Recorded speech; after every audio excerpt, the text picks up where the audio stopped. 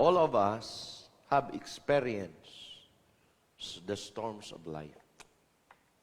It is only the Lord that can help us go through the storms. Amen? And pass the storms. Wala nang iba no? Kung sa atin lang siguro, hindi natin kakayanin. Mga pagsubok natin sa buhay. No?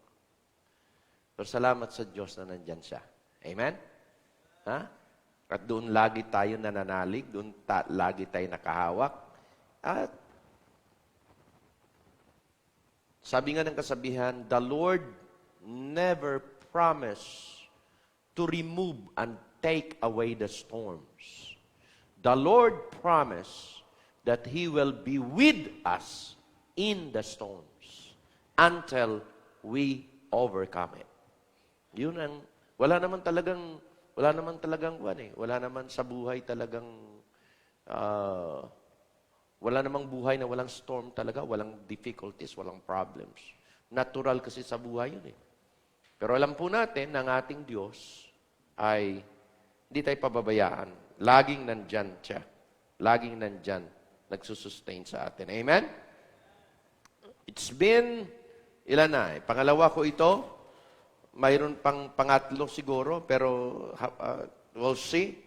Well, we have talked about a man na ang pangalan ay Jabez.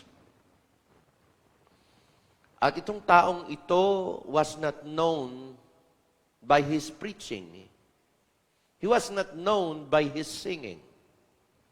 He was not known by his giving. Okay?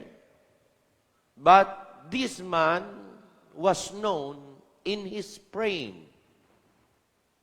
He was a man of prayer. At naituro ko sa inyo nung Wednesday ang kanyang characteristic, ang kanyang condition, at ang kanyang conviction. Pero balikan natin yung verse ulit. Okay? Matatagpuan yan sa 1 Chronicles chapter 4, verse number 9. Tingnan niyo po. Look at in the screen, kung wala kayong Bible, verse 9, and Jabez was more honorable than his brethren. And his mother called him Jabez, saying, because I bear him with sorrow. Ito na, verse 10. Dito tayo magkukonsentrate. And Jabez called on the God of Israel, saying, oh, that thou wouldest bless me indeed, and enlarge my cause, and that thine hand might be with me, and that thou wouldest keep me from all evil, or from evil, that it may not grieve me. And God granted him that which he requested. Ngayon, I will give you a message in this verse na pinamagatan kong the prayer of Jabez. That is verse number 10. Pero sa previous po na ating challenge nung Wednesday, ay ating tiningnan kung ano itong taong ito to know him. At ang sabi diyan, Jabez, in his character, he was more honorable. Makikita mo sa buhay talaga ng tao. Nakinig kayo maigi. May mga tao na mamit ka. At ang mga taong ito ay first impression pa lang, masasabi mo na, ito kasundo ko to. Tama, hindi? Ito, gusto ko ito. First impression pa lang. Pero, may mga tao na pag na-meet mo, first impression pa lang, kaagad, ikaw mismo mo sabi, hindi ko ito gusto kasama. Hello? May na-meet kaming tao ganyan kanina Opo. Sabi ko kay Mrs., iba. Iba. Opo. Hindi iba na maganda, iba na pangit. Nung baga. Sabi ko, di bale. Okay pa rin. Naunawaan niyo ibig ko sabihin? May mga tao na first impression pa lang, parang, tulad nyo, ito, mga namit namin ito, simple lang na mga taong ito. Kanilang ang tingin sa amin, kami napakataas eh. No? Pero kami kasi, ako kasi yung tao na kahit nandito ako sa estadong ito, I like to go down and to level up with people. Para ano? I can level up with the president. I can go down to the poorest of the poor and still enjoy their company. Hello? Ganon yan eh. May tinatawag ka, yun ang principles ng ganancial. Ang tawag noon ay adjustability and flexibility. Ayan ha. Learn from that. Importante po ito in dealings with people. Adjustability and flexibility. Sabi nga, to the Greek, I became a Greek. To the barbarians, I become. To the outside the law, di ba? Sabi ni Apostle Paul yan, that I may gain some. Hello? That I may gain some. Iyon ang pilido ko eh. That I may ganancial some. Gain eh, ganansya. Hindi lugi. Amen? Ganon. So, mga kapatid, mayroong ganyan. Mayroong ganon. Jabez, in his character, was really good. Kasi ang Bible na nagsabi, he was honorable. Magaling siya talagang mag-honor sa iba. Magaling siyang mag-appreciate sa iba. He was honorable than his brethren. Yung iba siguro baka pangit ugali. Amen? Amen? Amen? That is the character. His character. Ang sunod dyan, his request, his condition. Ano bang condition ni David? Ano bang sitwasyon ni Jabez? Ang sabi doon, sa verse number 9 pa rin, ang sabi dyan ay ito. And his mother called his name Jabez, saying, because I bear him with sorrow. Nang si Jabez ipinanganak, it was really a miserable situation. It was really a difficult situation. I bear him. Pero mo, kayong mga nanay, ipapanganak nyo yung inyong anak sa kalungkutan, in sorrow. Alam ko kahit na hindi ko naman naranasan manganak. Pero nakita ko yung mukha ni Mrs. nung siya'y nanganak Talagang di mo mawari Masakit. Pero hindi naman in sorrow yun Dahil pagkalabas ng baby, abay ito ang kahit naman, di ba? Pagkalabas ng baby, masayang-masaya ka. Tatay, nakalimutan mo na yung sakit. Tama, hindi? Okay? Sabi ko. Pero ito, ang sabi ng nanay ni Jabez, kaya ko tinawag siyang Jabez, because siya ay ipinanganak ko hindi lang in pain, but in sorrow. Di ko alam kung ano po yan. Yung sabi so, baka namatay yung asawa niya by that time, o baka may panganak, may namatay naman. Di ba? Or either na talagang walang-wala sila, hirap na hirap talaga. Wala talaga silang, maraming meaning yung sorrow na yan. Malalim yan Pero hindi ni-write sa Bible kung ano yung sorrow during the time na naranasan ng nanay ni Jabez at of course, siya bilang anak. Yun ang kanyang sitwasyon. Hindi madali. Mahirap. Of course, ang kanyang conviction, talagang sabi niya, nung siya ay nandoon na sa kalagayan, na kilala at alam niya na ang Diyos, ang maasahan niya lang talaga, Panginoon. Hello? Lord, ikaw lang talaga. Kaya he prayed. Yan ang papag-aralan ngayon natin. Now, doon sa lesson na yon, mayroon po akong gustong i-point out na mga thoughts, na mga quotation na it was really a blessing to me. Una, ito po.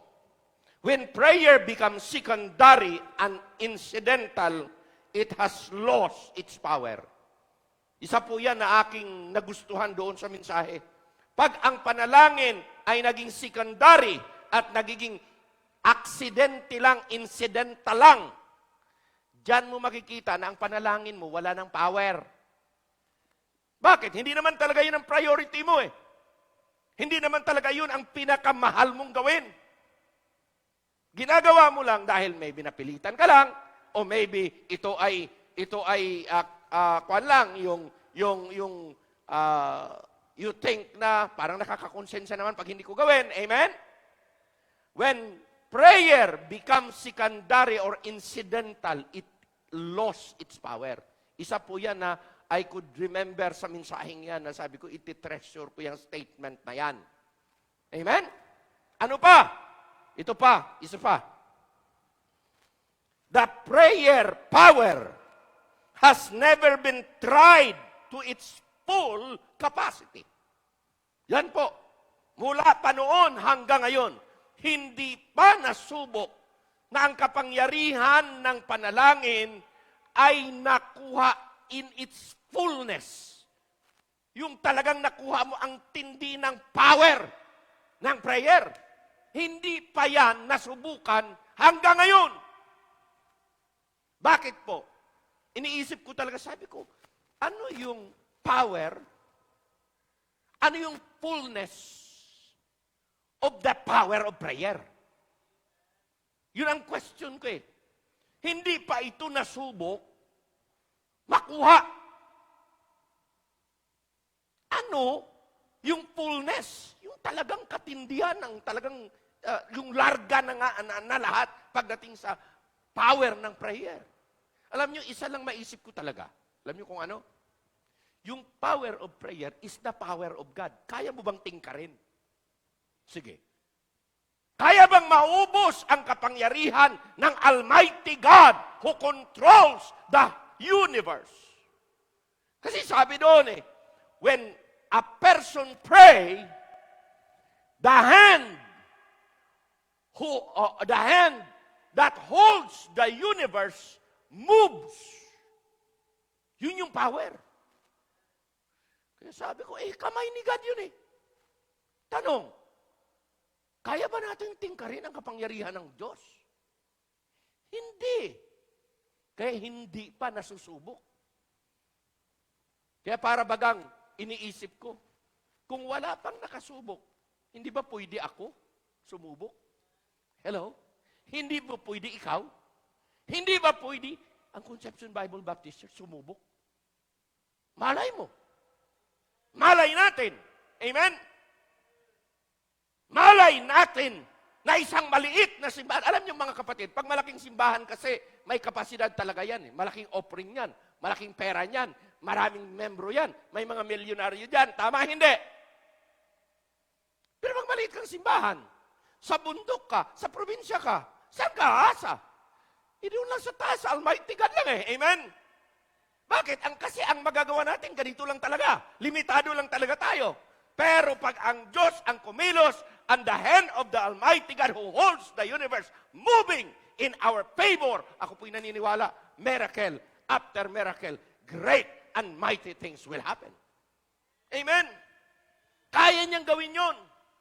Sabi nga ang puso ng mga hari ay nasa kamay ni God He turned it wherever He wanted to turn.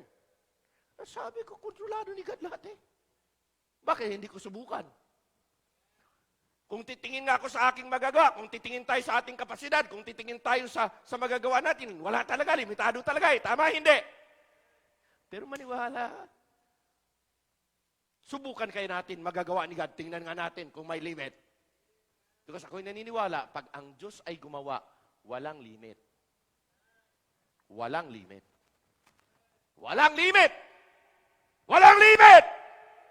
Walang limit! Pag kumilos in favor to you and in favor to me, in favor sa ministry ito, walang limit. Because God's power is unlimited and I can only have it when I pray. Sabi ko, pambihira. Sabi ko nga, kapati na po dunong. Pati na dunong. When I was then starting, sabi ko nga sa inyo, ayaw ko talagang magpastor. Bakit po? Kung secular education ang pag-uusapan, hindi ko nakapak ng kolehiyo Secular education, high school graduate. Kaya sabi ko, Panginoon, anong magagawa mo rito? Anong magagawa mo sa akin? Tapos anak ko, baryotik ako eh. Pinanganak ako sa baryo. Hindi ako pinanganak sa town. Hindi ako pinanganak sa syudad. Nasa baryo ako eh. Mahirap ang buhay. Anong magagawa mo sa buhay na ito? Tapos ang buhay na ito, luko-luko pa. Bakit? Black sheep pa ito sa pamilya. Lord, imposible. Talaga nga naman, imposible nga naman. Sa akin. Pero kay God, imposible, hindi. Hindi naman. Sabi lang ni God, kung anong gusto ko, sumunod ka lang. Ako bahala. Sumunod ka lang. Lord, hindi ko marunong eh. Sinong nagbibigay ng dunong? Hindi ka maka-excuse. Lord, takot ako eh. Sinong nag-aalis ng takot? Amen? Lord, hindi ako well off, hindi ako well. Hindi ako magaling makipag-deal sa tao. Aba, sinong nagdi-develop? Hindi ikaw, ako eh. Bayaan mo ako, sumuko ka lang, sumurrender ka lang. Ako bahala. Amen? So, umiyak ako. Sabi ko, Panginoon, tinatawag mo ko. Ayaw ko naman. Pero wala akong magagawa. Sige, bahala ka na. Hello? Bahala ka na. And along the way, as I continually follow God's will in my life, the Lord step by step develop.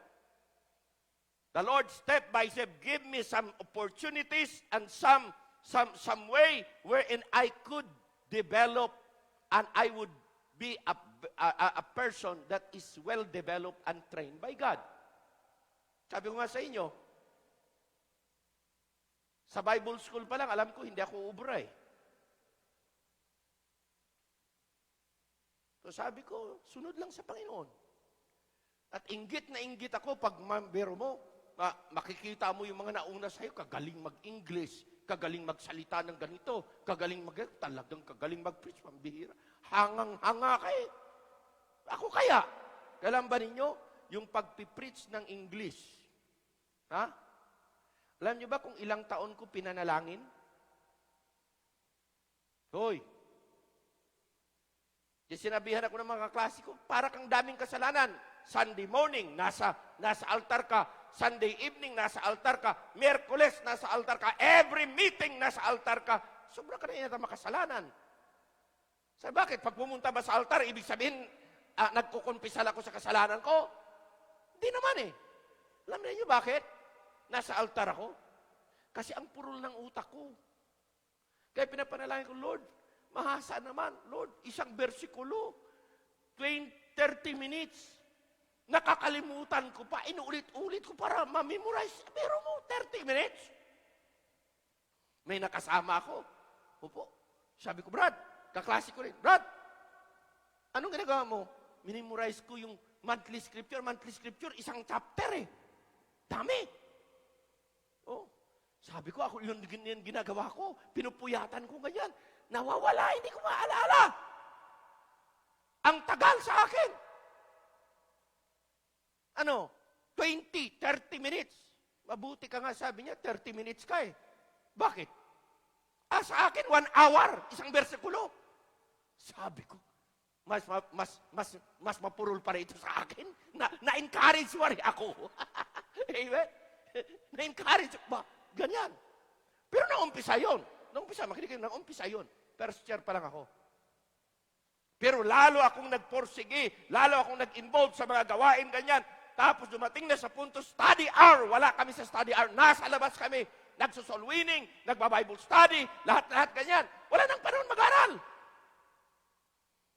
Tapos na, 10:00, tapos na ang pag-aaral. Study hour.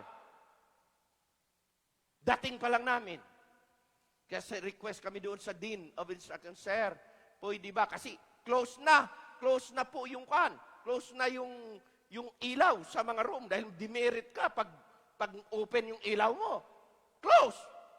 Kasi, Sir, pwede ba? Dito na lang kami sa barandilya kasi sa labas ng mga rooms, doon sa barandilya, nandoon po yung ilaw. Sa doon kami. Nakaparada kami doon. Tapos yun. Biro mo? Sabi ko, mas mahirap pala ito. First year po yun. Second year, Ang scripture reading, minamani-mani na lang namin, Pak. Monthly scripture, mani-mani na lang yan.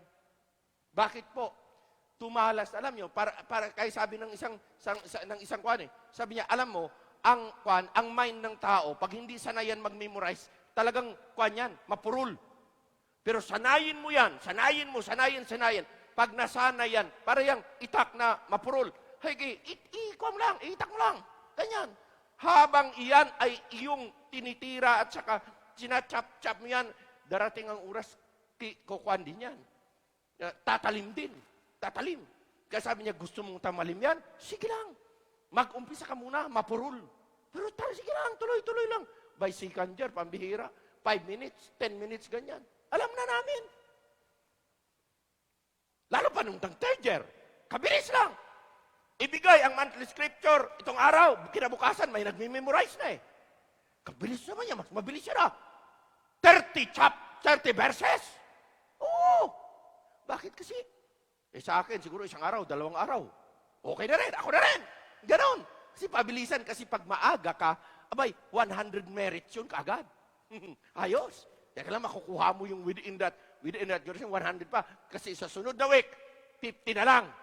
Sa sunod na week, ilan na lang. Wala na, 0 na. Di wala na. Naunawaan niyo ibig sabihin? Pag tuloy-tuloy ka, ay talagang hindi po pwedeng hindi ka bibigyan ng Panginoon dunong. Amen? Bakit po? Siya naman nagbibigay eh. So doon po papasok yung tinatawag na talagang, anong sinasabi ko? Diniligan ko yan ng panalangin, no? Niluhudan ko yan. Kung anong kahinaan ko, niluluhudan ko sa altar. Kung ano ang nais ko maabot, niluluhudan ko sa Diyos. Hello? Kung ano ang gusto kong mangyari, akin munang luluhudan sa Panginoon at ilalanginan ko, Panginoon, ipagkaloob mo naman. Nung ako nagpastor na, ako mismo, sabi ko, Panginoon, pabalik-balik na lang yata yung preaching ko. Gusto ko, bigyan mo ako ng dunong na pag magbasa ako ng salita mo, may laging bago.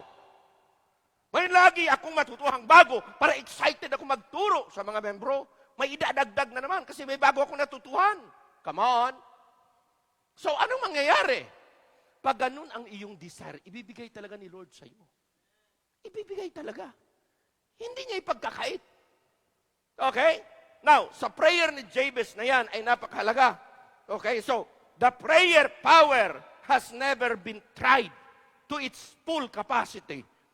I will keep on trying. Come on.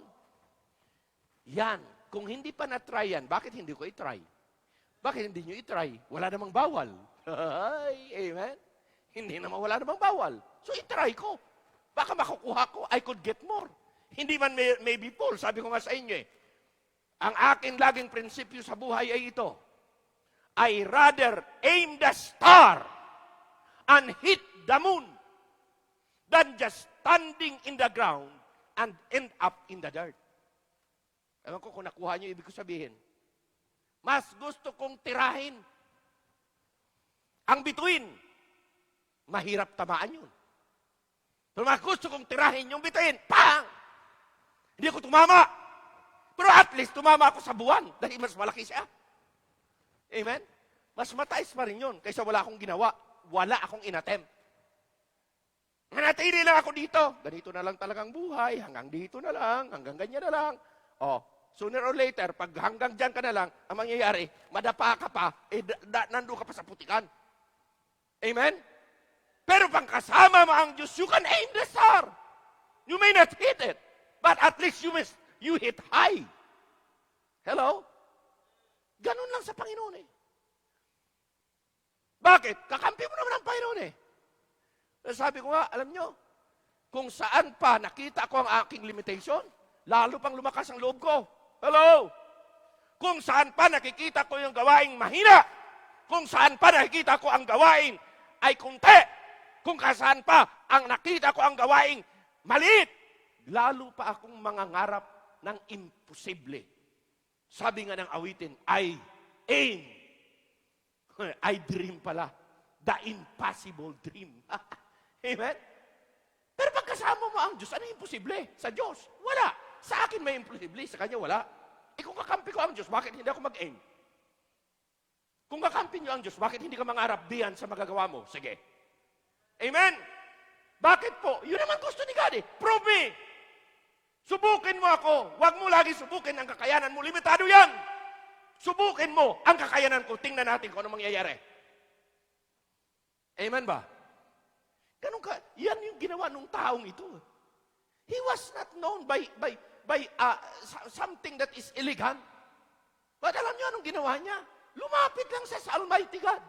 Nag-pray siya. Pambihira. His prayer has the supernatural of God. Ang tindi kasi ng prayer nito. Sa bawat segment ng kanyang prayer, lahat yun, yung supernatural na kakayanan ng Diyos ang kanyang hiningi. Ano yung una? The supernatural blessing. Ano sabi niya? Oh, you will bless me indeed. Panginoon, mahirap na lang din ako. At nandito ako sa kahirapan ito. Pwede ba na itap ko yung iyong supernatural blessing? Pwede ba payamanin mo ako? Sino gusto yumaman dito? Paayaw-ayaw pa kayo. Ako gusto ko eh. Amen?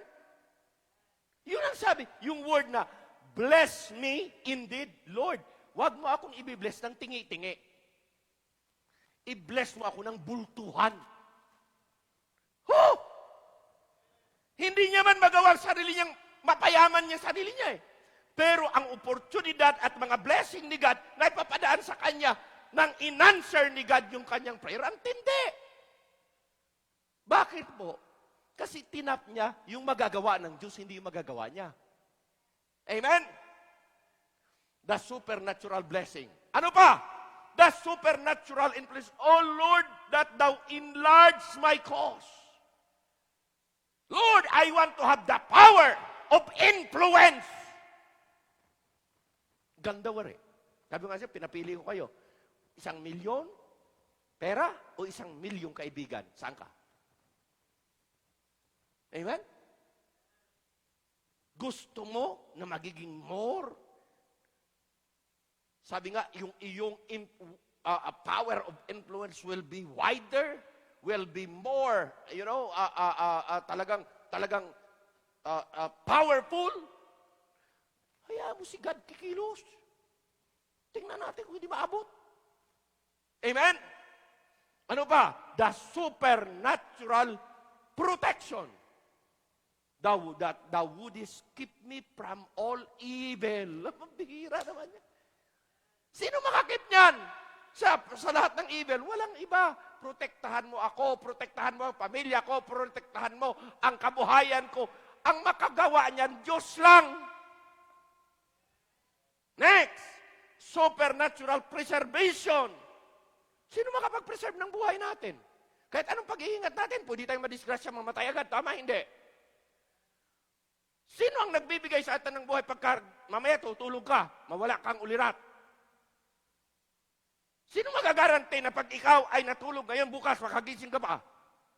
Wala. It is God.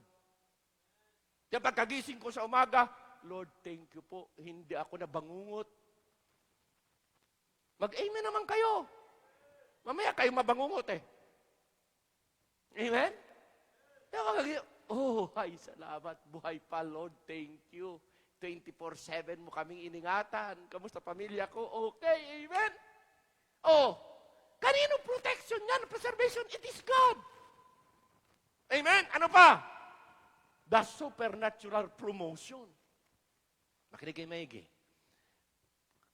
True promotion manggagaling sa Diyos. Iaangat ng Diyos tayo. Yun ang masarap. Re-recognize natin yan. Unahin natin si God. Iaangat ng Diyos ang buhay natin, ang kabuhayan natin. Iaangat ng Diyos ang ating karunungan. Iaangat ng Diyos ang lahat sa buhay natin. Basta't siya ang nakasentro at siya mauna. Amen? Amen? Yun ang magagawa ni God. Tayo hindi natin magawa yan eh.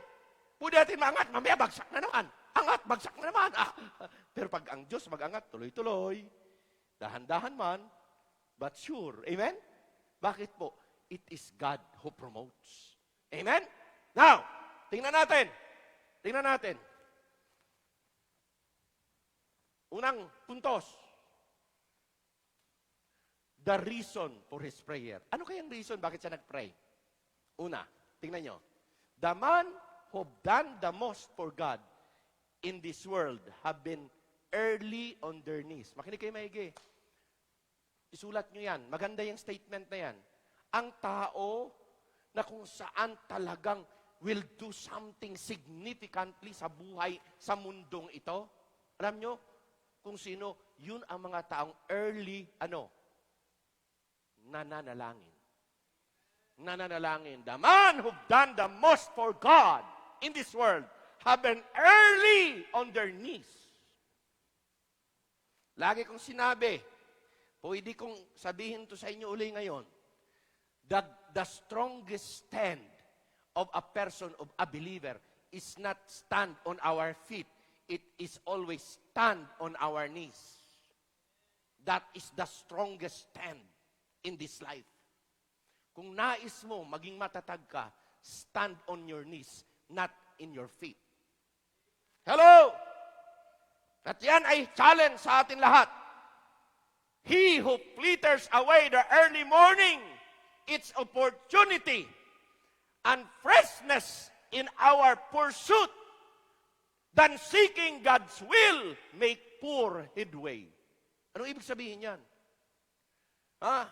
Seeking Him the rest of the day. Alam nyo, pag hindi nyo inuna ang Panginoon sa buong araw, hahanapin mo ang Panginoon sa buong araw. Oo. At surely, makikita mo ang Panginoon, tauli siya sa araw na yan. Huli siya sa araw na yan. If God is not first in the thoughts and effort in the morning, He will be in the last place the remainder of the day.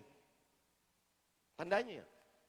Pag siya hindi una sa araw, sigurado, at the end of the day, iyong masusumpungan na ang Diyos ay nasa huli. Wala siya sa una. So anong gagawin? Unahin siya. Amen? Kaya lagi nating habit natin early in the morning, before we jump up from our bed and do something for ourselves or do something in our works, teka muna, ano muna? Pasalamat muna kay Lord. Mga magulang, pagkagising ninyo sa mga, pasalamat kay Lord. Pagkatapos tingnan mong pamilya mo, at that moment, magpasalamat ka na, Lord, salamat po. Safe ang pamilya ko.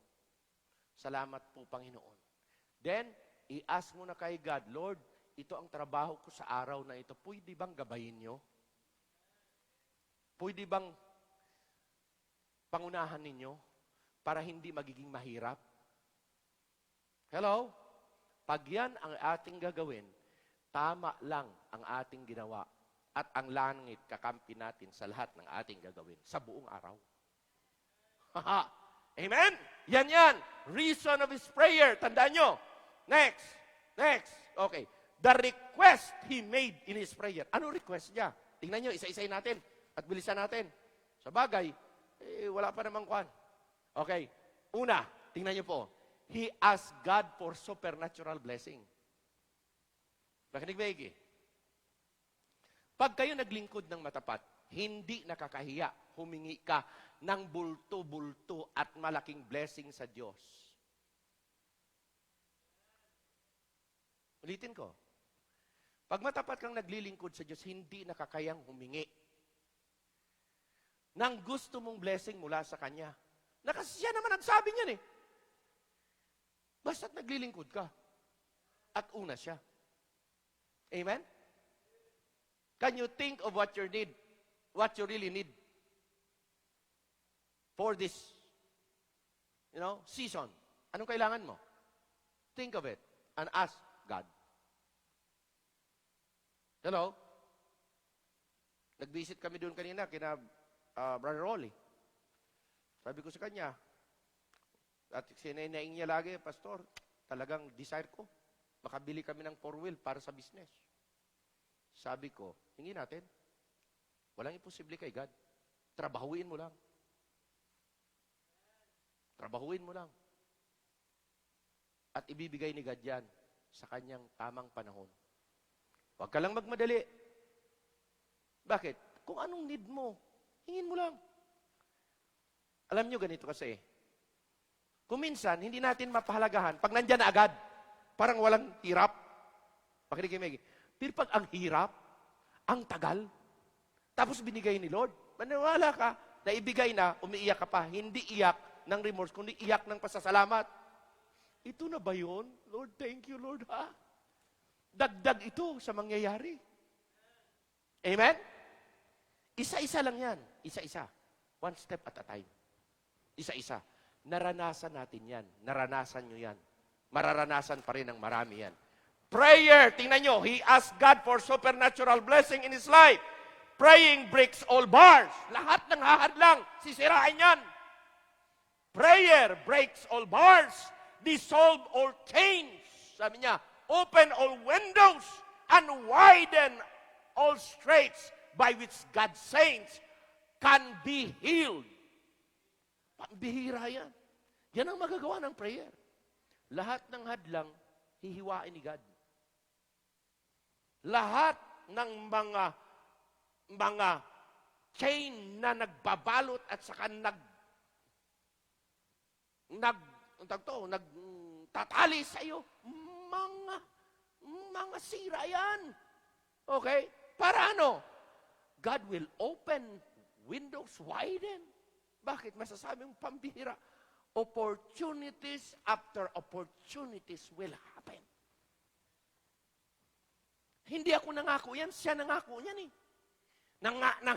Nangyari dito sa mahirap na tao na to, kala nyo. Kung nangyari sa kanya, bakit hindi pwede mangyari sa atin? Our God is the same yesterday, today, and forever. Diyos natin ay the same sa past, sa present, at sa future. At ang kanyang kapangyarihan hindi nauubos. Kaya alam nyo, I'm thinking more, sabi ko, kaya pala hindi natatap ang full resources talaga ng prayer, ng power ni God. Kasi hindi naman talaga mauubos. Hindi naman talaga mauubusan. The same yesterday, today, and forever. Kaya up to the end of the world, up to the end of my life, up to the end of the world, yung power ni God hindi kailanman nababawasan. Sabi ko, pambihira kung ganyan ang power ni God. Diyan na lang lagi ako manangan. Yung pag nandyan ang power ni God sa akin, sigurado walang imposible din sa akin. There is nothing impossible to them that believe it. Hello? Do you believe in God? Then there is nothing impossible to you. Sabi ko, pambihira, panghawakan ko pangako na yan. Then I will attempt something for the Lord. At pag yan ay nangyari, thank you, Lord. Amen? The request he made in his prayer, tandaan niyo po, walang makakahadlang. Okay, he asked God's supernatural blessing. He asked that God will widen his territory. Palalakihin niya business mo. Palalakihin niya customer mo. Hello? Amen? Palalakihin niya bahay mo. Palalakihin niya lupa mo. Wala pang ang bahay, wala pang ang lupa. Ibibigyan ka niya. Amen? Darating yan. Kasi yan ang sabi niya eh. Lord, enlarge my cause. Did God answer? Yes! Nangyari nga sa kanya, bakit di pwede mangyari sa akin? Amen? Ganda eh. Ang bihira. Pasalamat kayo, narinig nyo to. Ha? Okay? Those person who knows the deep peace of God, the unfathomable peace that passeth all understanding are always men and women of much prayer. Sana ganyan kayo. Much prayer. Much prayer for your work. Much prayer for your business. Kahit na may much effort ka pa, kailangan much prayer pa rin. Hello? Kasi hindi po obra na puro effort lang. Pag hindi ka kasihan ng Diyos, mahirap eh. Magkanda malas-malas ka. Walang tulong sa taas. Pero pag may tulong sa taas, lagi kang mag-expect, may gagawin na naman sa araw na ito si Lord, sa aking trabaho, sa aking business. Amen? May mga surprises si Lord. Gusto ko makita. Pag biglang may surprise, kagagad, Lord, thank you. Amen. Amen. Nakatutuwa eh. Nakita mo. Bakit po? Because diniligan mo ng matinding panalangin. See, he asked God's approval be upon him. Ang sarap na waray. Na lahat ng gusto mo, approve si God. Walang tanggi si God. Lord, thou will guide me. Pambihira, approve si God. Hiningi niya approval ni God eh. Kaya alam nyo, ang last na ang kwan doon, and the Lord answered. Approve. He realized his inadequacy and admission that the flesh cannot be relied upon. Alam niyo mga kapatid, kung minsan ang tao laging ini-emphasize, magtiwala ka lang sa sarili mo. Tandaan niyo ito, pag ang statement magtiwala ka sa sarili mo, ang ibig po sabihin yan, that is the humanistic view. Worldly view. Magtiwala ka sa sarili mo. Sa Christian, hindi ganyan.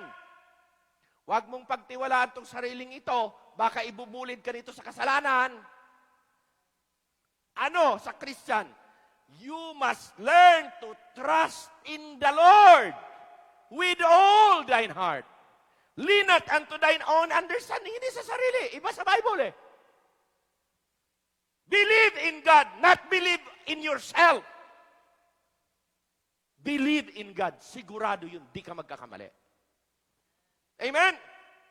Oh, he asked, ano pa? God's protection. Oh, pag kayo mag-ask ng protection ni God, marami. Number 1, mag-ask kayo ng inyong individual protection. Mag-ask kayo ng inyong protection sa pamilya. Protection sa asawa, protection sa mga anak. Kung may business kayo, protection pati sa mga manggagawa. Pangatlo, ask nyo, Lord, protektahan nyo po yung aming mga paninda. Tinda ng manok, tinda ng gulay, tinda ng isda, tinda ng halaman, tinda ng kung ano-ano. Ask God's protection. Amen? Hindi lang ka mag-ask ng protection sa buhay, but ma-ask mo ang protection ng iyong kabuhayan. Amen? Yun yan eh. He asked God's protection. Lord, pag binless mo na ako, wala pong malas, ha? Huwag niyong hahayaan na ang aking ganito, na pinagkaloob mong bahay, huwag mawala. Pinagkaloob mo itong halaman na, huwag mawala. Pinagkalooban mo ito, yung mga pananim, huwag mawala. Tama, hindi? Pinagkalooban mo ako ng sasakyan, huwag mawala. Hello? Amen? Kailangan ipinag-pray yan. Kaya nga ugali natin, pag mayroon tayong bago, pinagkaloob sa atin, teka, dalhin ko muna ito doon sa church. Doon ko muna kay pastor. Pastor, basbasan mo nga ito. Baka mamaya delikado ito eh. Amen? Prayer po muna, pastor. Kaya tayo nagdidedicate ng pananim. Nagdidedicate tayo ng mga trabaho. Nagdidedicate tayo ng mga gamit. Nagdidedicate tayo ng lupa. Nagdidedicate tayo ng ani. Kung ano man. Pinagpipray natin yan. Dedication sa gamit, dedication sa sasakyan, dedication kahit ano, dedication ng bahay. Lahat po yan. Bakit po? Kasi inaas natin, Lord, salamat po at gabayin niyo ito na hindi masisira, hindi mawala. Hello? Ganyan yung sistema. Okay? Ask God's protection from human emotions. Isa din po yan. To overwhelm him because sad and painful situation. Matindi ang sitwasyon niya. Pero hiningi niya, Panginoon, nawa, wag ako maapektuhan sa sitwasyon ko. Wag akong panghinaan ng loob. Hello? Wag akong mawala sa hulog. Amen? Pinapanalangin yan. Okay. Next. Last na. Matapos na tayo. Hindi tayo abot ng alas 7. 6:30 pa lang. Okay pa. Okay?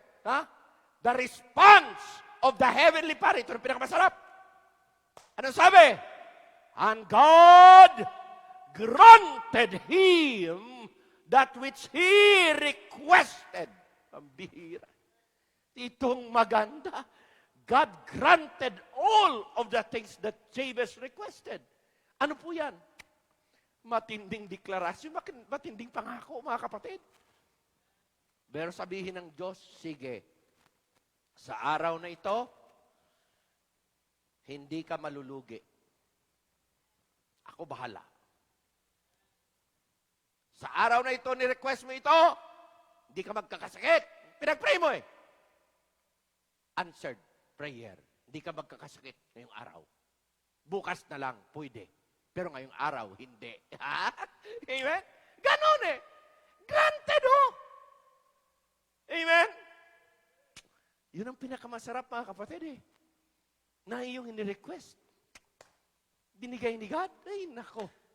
Amen? What a wonderful declaration. Prayer should not be regarded as a duty. Huwag kayong mag-pray na para kayo napilit.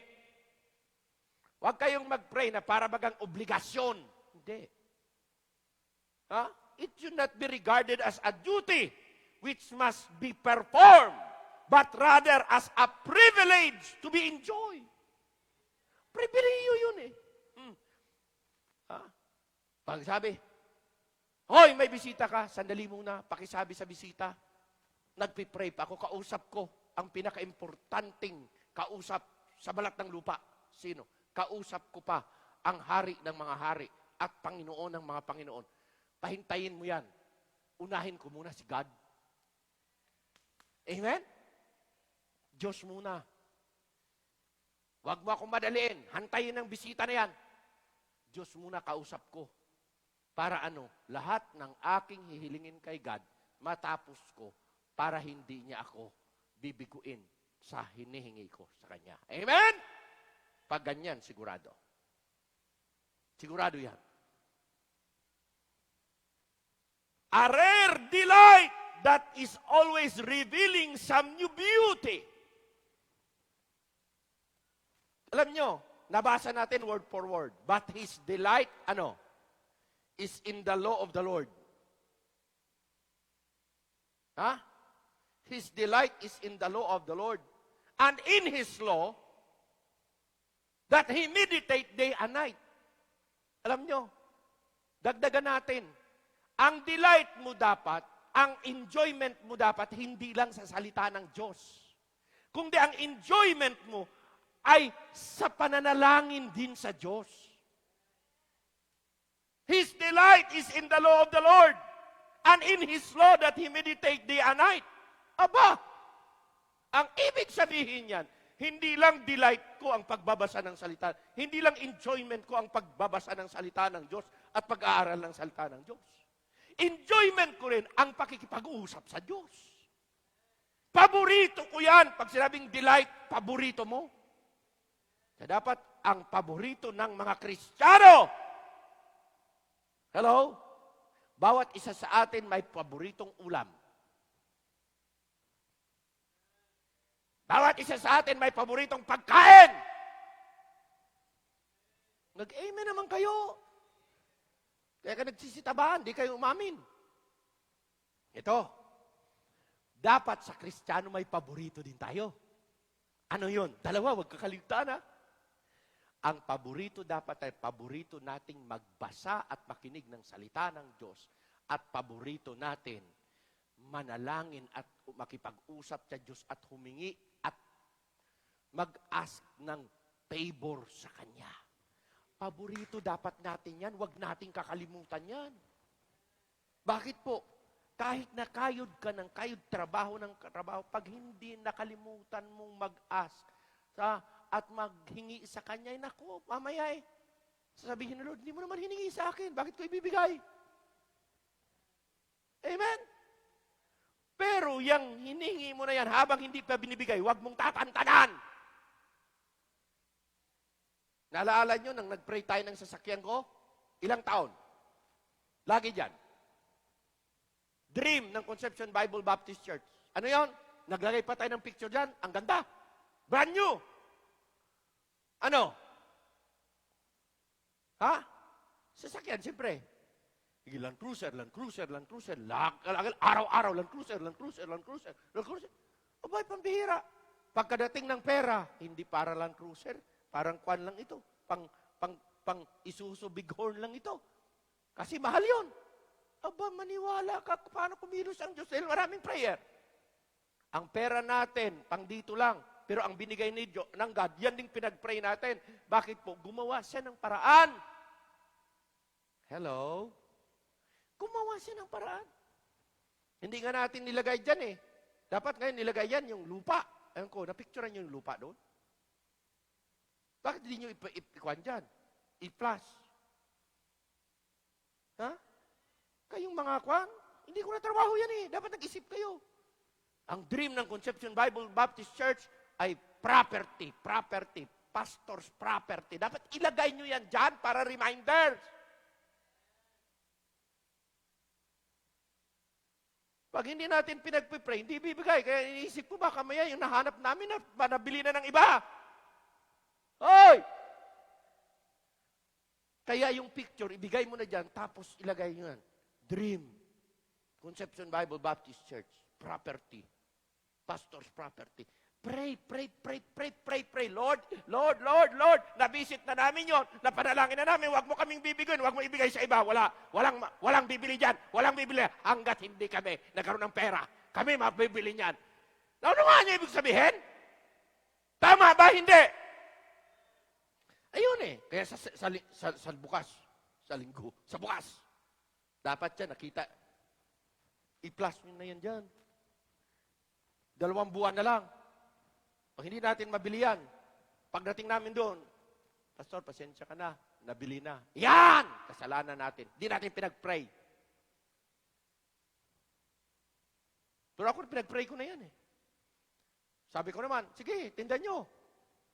Pero sa isip ko lang, nakinig-ibig lakas ng loob ko, sige, tindan nyo. Pero sa isip ko, pinag-pray ko na yan. Pag akin yan, walang makabili dyan. Akin yan. Pag inukol ng Diyos sa akin yan, bubukol sa akin yan, bubukol sa akin. Amen? Hindi kailangan ipag-pray. Banggitin mo talaga, lupa.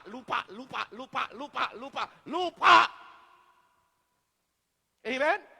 Lord, kung yung lupa na yan, ibibigay mo sa akin, Lord, thank you. Unahan mo na. Salamat po.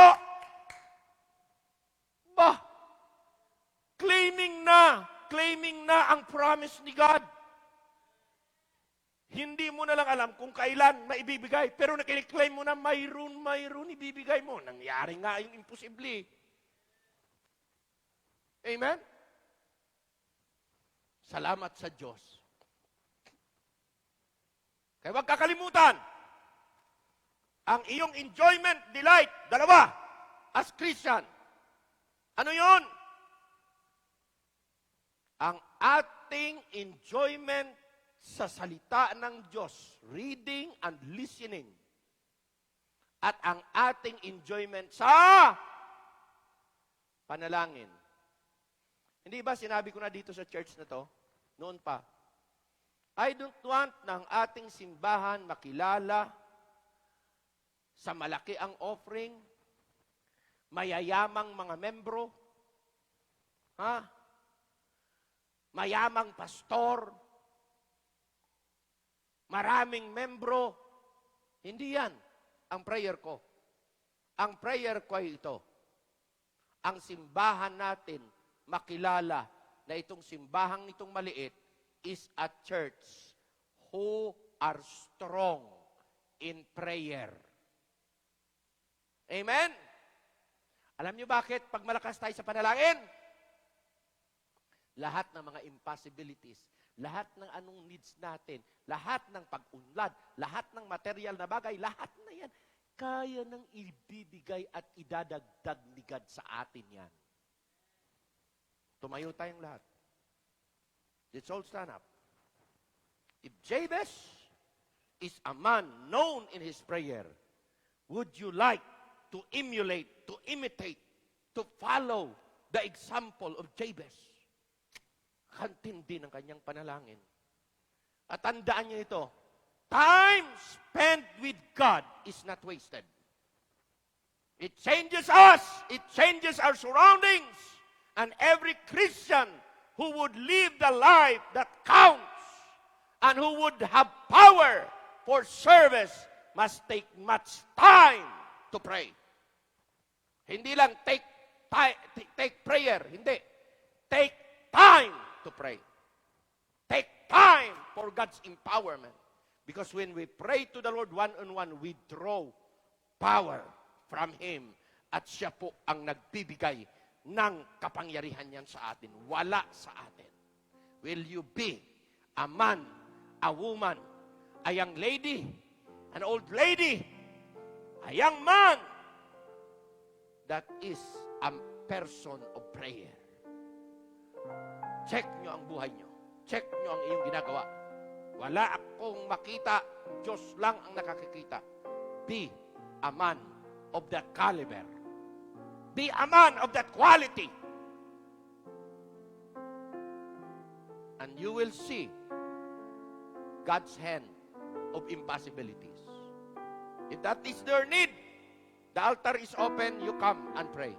Heavenly Father, Lord, nawa bawat isa sa amin ay yuyukod, uupo, at aming dadalhin ang aming mga sarili.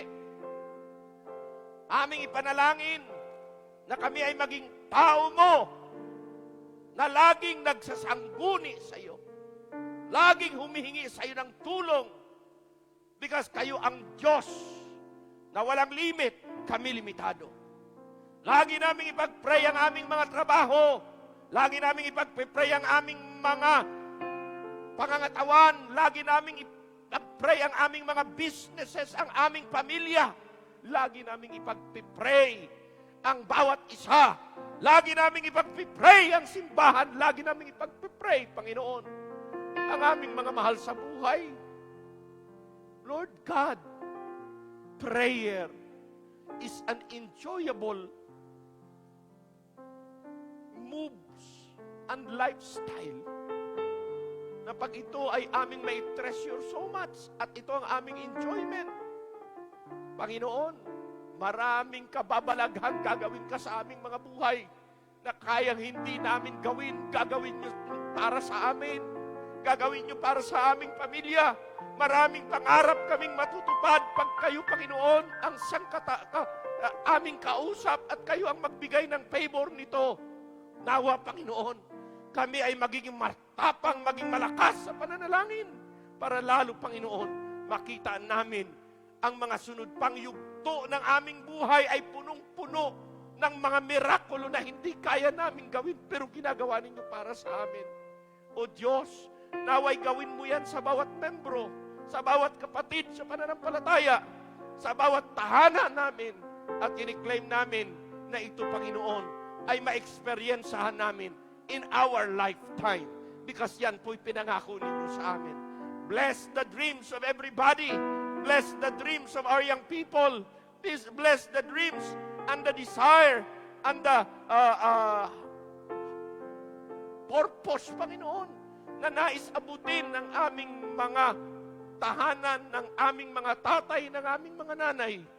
O Lord, tulungan niyo po na sa aming pag-pray sa iyo, ang lahat ng pangarap namin ay mapaloob doon at makita namin na ito ay inyong bibigyan ng katuparan sa tamang panahon. When we pray, then we can expect every day is has a surprise fulfillment of our blessing, of our prayer. Oh God, gawin niyo po ito sa aming lahat. For this will I pray in Jesus' name, and all the people say, Amen and Amen.